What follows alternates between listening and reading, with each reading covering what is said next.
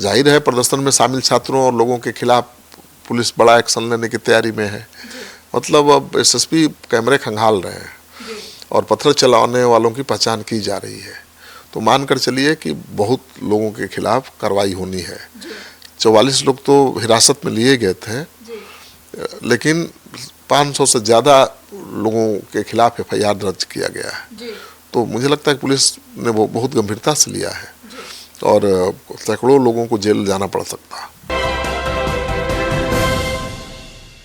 पटना में भारी उपद्रव के बाद 500 अज्ञात पर एफआईआर, 40 हिरासत में, हिला देने वाली है इनसाइड स्टोरी। नमस्कार, आप देख रहे हैं सिटी पोस्ट लाइव, मैं हूं सृष्टि राज। पटना में बुधवार को होने वाले छात्रों का हिंसक प्रदर्शन के तार दिल्ली से जुड़े थे।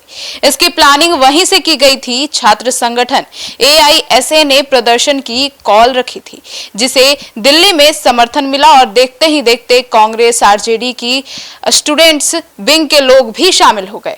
पुलिस के अनुसार कुछ कोचिंग इंस्टीट्यूट्स भी इसमें शामिल हैं और पुलिस जांच कर रही है कि छात्र संगठनों को किसने मैसेज दिया, कौन से लोग जो है वो पत्थर लेकर आए थे और किन लोगों ने पथराव शुरू किया।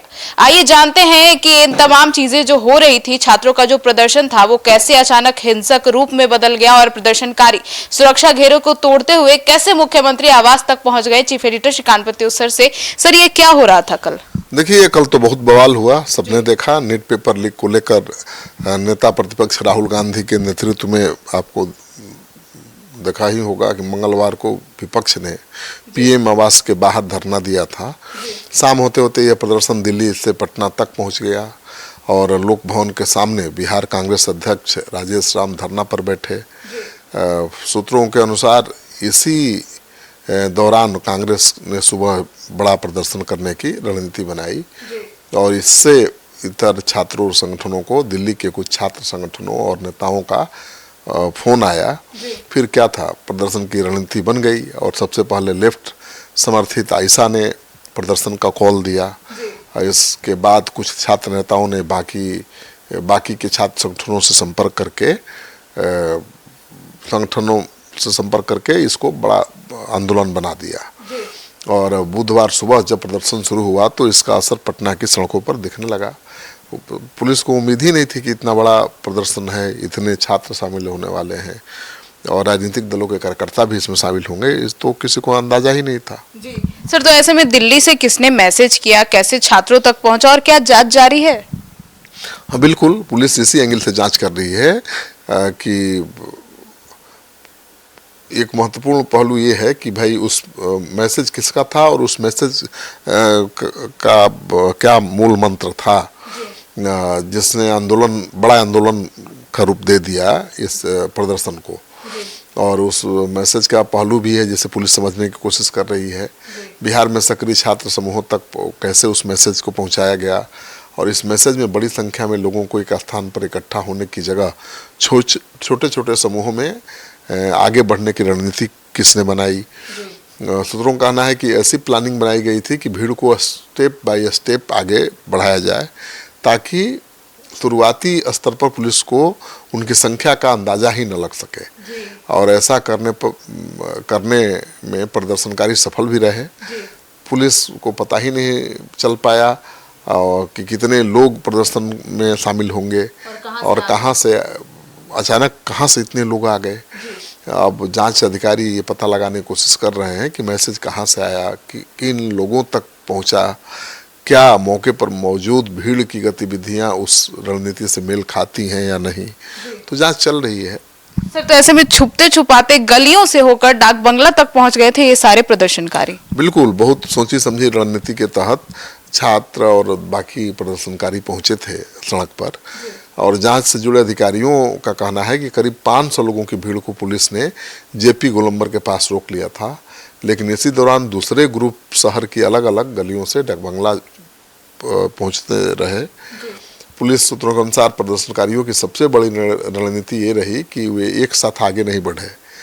प्रत्यक्षदर्शियों के अनुसार भी चंद मिनटों में डाकबंगला चौराहे पर भारी भीड़ इकट्ठी हो गई और इससे पुलिस को 2 मोर्चे पर एक साथ काम करना पड़ा। सामने मौजूद भीड़ को कंट्रोल करने के दौरान पीछे से लगातार नए लोग जुड़ते रहे। सूत्रों का कहना है कि इसी वजह से पुलिस पर काफ़ी दबाव बढ़ा और बैरिकेडिंग टूटने लगी।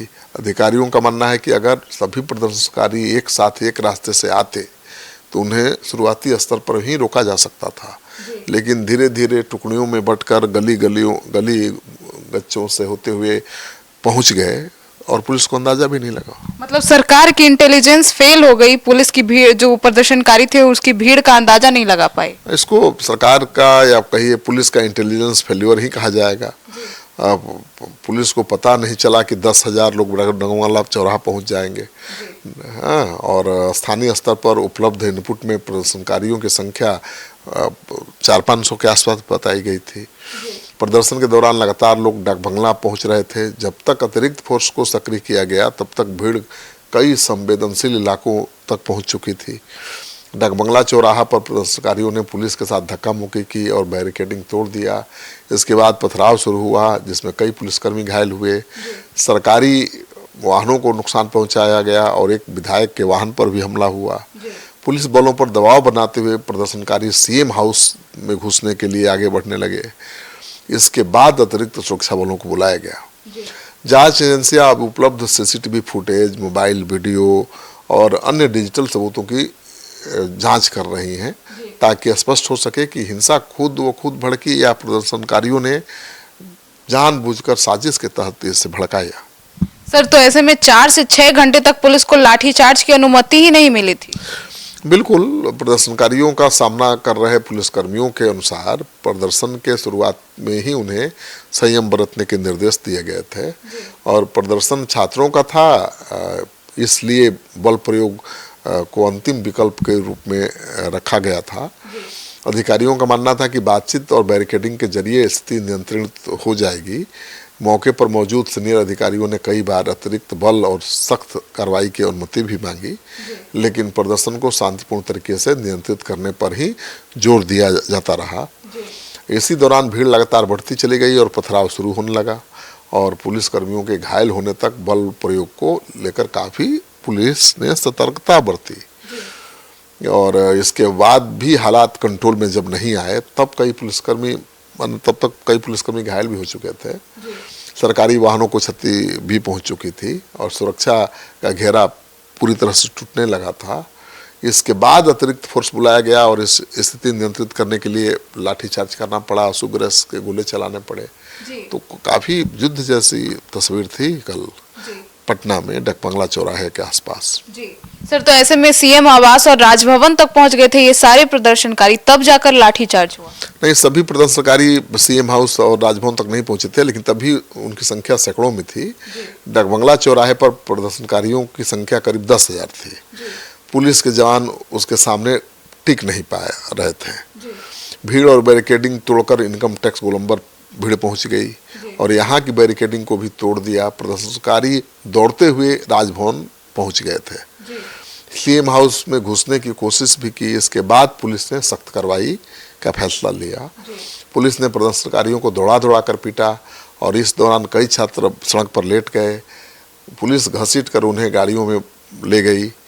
प्रदर्शनकारी राजभवन की ओर जा रहे थे, तब पुलिस ने रोकने की कोशिश की तो बेली रोड स्थित अंडरपास के में जमकर पत्थरबाजी शुरू हो गई।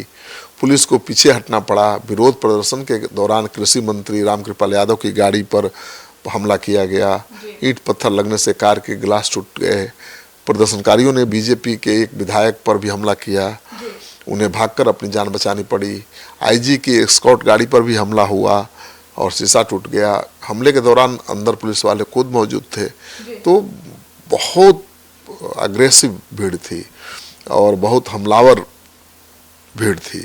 तो पुलिस के तो छक्के छुड़ा दिए प्रदर्शनकारियों ने। सर, तो प्रदर्शनकारी छात्र थे या कोई और था?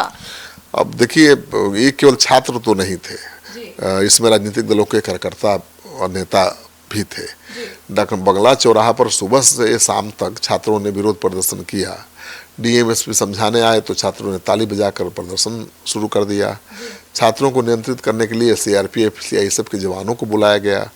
प्रदर्शनकारियों में ज़्यादातर युवा ही थे, 30 से 35 साल से कम उम्र के थे।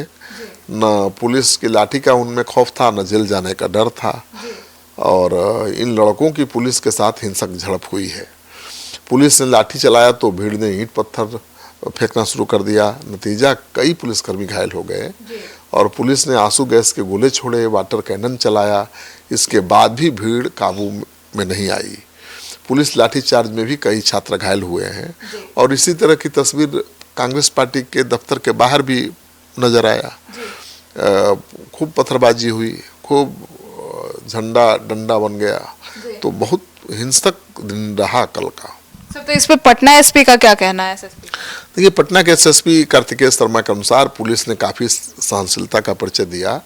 प्रदर्शनकारियों को समझाया बुझाया गया। पुलिस के काफ़ी लोगों के चोट लगने के बावजूद भी पुलिस ने कोई एक्शन नहीं लिया और पुलिस ने बहुत संयम बरता। वाटर कैनन का इस्तेमाल आखिरकार करना पड़ा। ज़रूरत के अनुसार बल का प्रयोग किया गया है और इस इलाके में पत्थर है नहीं, पुलिस का कहना है। एसएसपी का कहना है कि इस इलाके में पत्थर कहीं है ही नहीं। अब वीडियो कैमरे के फुटेज दिखा रहे हैं, ऐसा लग रहा है कि कुछ लोग पत्थर लेकर आए थे। यह पूरा कांड सुनियोजित ढंग से कराया गया। इस विरोध में प्रदर्शन जो प्रदर्शन था, विरोध प्रदर्शन, उसमें कुछ असामाजिक तत्व घुस गए थे। छात्रों का विरोध प्रदर्शन था, इसलिए शुरू में लाठी नहीं चलाई गई। तो जाहिर है प्रदर्शन में शामिल छात्रों और लोगों के खिलाफ पुलिस बड़ा एक्शन लेने की तैयारी में है। मतलब अब एसएसपी कैमरे खंगाल रहे हैं और पत्थर चलाने वालों की पहचान की जा रही है। तो मानकर चलिए कि बहुत लोगों के खिलाफ कार्रवाई होनी है। 44 लोग तो हिरासत में लिए गए थे, लेकिन 500 से ज़्यादा लोगों के खिलाफ एफआईआर दर्ज किया गया है। तो मुझे लगता है पुलिस ने वो बहुत गंभीरता से लिया है और सैकड़ों लोगों को जेल जाना पड़ सकता। तो सुना आपने। तो अब कल हुए इस हिंसक आंदोलन को लेकर आपकी क्या राय है, कमेंट सेक्शन में जरूर बताइएगा। धन्यवाद।